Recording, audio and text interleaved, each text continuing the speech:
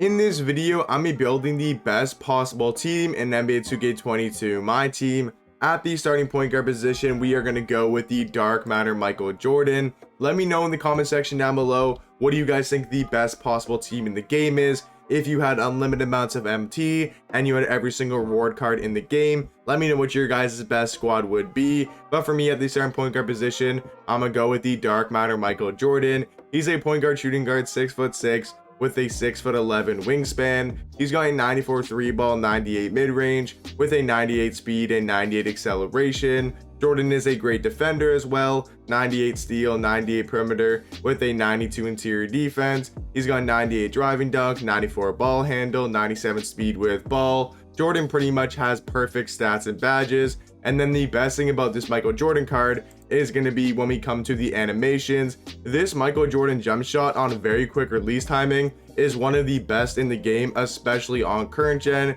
And then he does have the normal leaner. He's got the quick dribble style. He's got the Kyrie Irving size up. He's got the Trae Young size of escape package. And he's got the Scottie Pippen behind the back. He honestly has the best SIGs in the entire game. So overall, Jordan is the best point guard in my opinion, and he's going to be the starting point guard for the best possible team in the game. At the starting shooting guard position, we're going to go with my man, Dark Matter Cedric Maxwell. He's been the best shooting guard in the game for a while. He's a small forward shooting guard, 6'8", with a 7'1" wingspan. Stats wise, he does look pretty good. He's a great defender, 95 speed, 95 driving dunk, 93 speed with ball, and 86 ball handle. But easily the best thing about Cedric Maxwell is going to be the base 3 jump shot on very quick release timing. If you guys do not know, base 3 is probably the fastest jump shot in the game, and then it is on very quick release timing. That means this is the fastest jump shot in the game, as well as he does have the quick dribble style, which he can move, which means he can move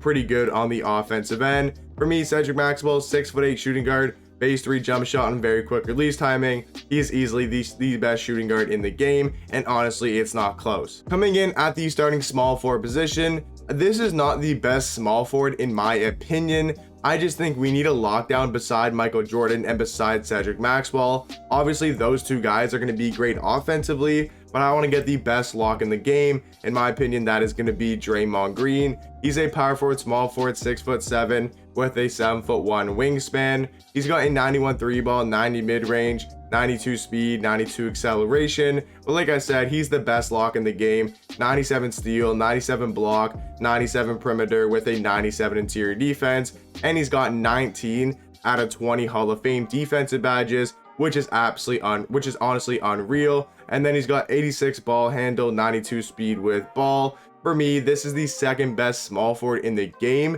but I feel like at this starting lineup position, we have Jordan, we have Cedric. I feel like we need that lockdown guy, and we are going to go with Draymond at the starting small forward position.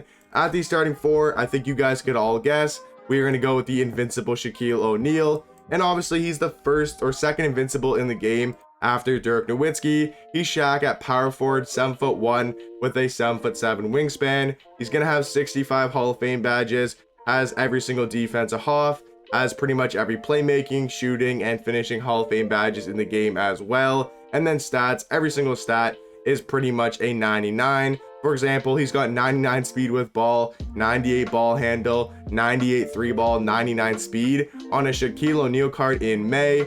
Kind of crazy, not gonna lie. So Shaq is gonna be the starting power forward. To round off the starting lineup, we're gonna go with the best center in the game, in my personal opinion. And I think a lot of people do think Yao is the best center in the game. So Yao Ming is obviously going to be our starting center. He is a center, 7'6" tall, with a 7'9" wingspan, and he's got a 93 3 ball. Honestly, that alone should just be the best center in the game. We have a Yao Ming card that has a 93 3 ball, has Hall of Fame blinders, catch and shoot, corner specialist, limitless spot up, and sniper. And then obviously he's going to be an amazing defensive card, 97 block, 95 interior, 80 perimeter with an 88 steal. Gonna be a great rebounder. He's got 95 standing dunk, 80 driving dunk, and he's got tons and tons of good Hall of Fame defensive badges. Yao Ming, he's going to be great on the offensive end, mashing on the interior, but since he has a 93 3 ball with some pretty good Hall of Fame shooting badges, he's going to be able to stretch the floor as well. So to me, this is the best starting lineup you guys can make in the game, and the reason why Draymond is there is because, like I said, we do need a lockdown defender. Obviously, I could go with a guy like Kevin Durant, but then he wouldn't really fit the starting lineup because then we wouldn't really have our lockdown defender. So that is why Draymond is on the starting lineup. At the backup point guard position, we are going to go with dark matter Luka Doncic. Now, if you were on current gen, you probably want to go with a different point guard because I don't think Luka's the second best on current gen, but I'm not going current gen or next gen. This is just, combined together. Who are the two best point guards in the game? Who are the two best shooting guards, and kind of making the lineups work together. But obviously Luka Doncic, point guard, shooting guard, 6'7" with a 6'8" wingspan, and we really don't need to go into the stats and badges. The reason why Luka's super good, especially on next gen, is going to be because of the jump shot. Luka Doncic on very quick release timing is pretty much uncontestable on next gen, and obviously that's going to be the main reason why he's super good. And then obviously has tons of Hall of Fame shooting badges, has Hall of Fame quick first step, quick chain, handles for days, and dimer, has a 95 ball handle, 95 speed with ball. Obviously Luka is the second best point guard in the game. Now at the backup shooting guard position, we're going to come back to that, and I'm going to explain why I have a certain guy at the backup too. But for the backup small forward, we're going to go with that dark matter Kevin Durant. Like I said, I do think Kevin Durant is the best small forward in the game, but I think Draymond fits better with the starting lineup than if we had Kevin Durant. For some reason, I can't spell his name, but Kevin Durant here, he is going to be a small forward, power forward, 6'9" with a 7'4" wingspan. He's going to be one of the best offensive cards in the game. 98 3 ball, 95 speed. He's actually a really good defender as well. 92 block, 91 steal, 95 perimeter with a 92 interior defense. He's got 95 driving dunk, 96 ball handle, 94 speed with ball, tons of Hall of Fame shooting badges, pretty good playmaking badges on Hall of Fame, and then he's got Hall of Fame clamps, intimidator, menace, and pickpocket. Looking at the animations, he's got Kevin Durant on very quick release timing, which is a pretty good jump shot, and then he does have shifty dribble style and the Scottie Pippen behind the back. So Kevin Durant is going to be our backup small forward. For the backup power forward position, we're going to go with the second best power forward in the game, and that is going to be my man, Dark Matter Bob Netolecki. One of my favorite cards to use. He's honestly been super good since he came out on April the 8th.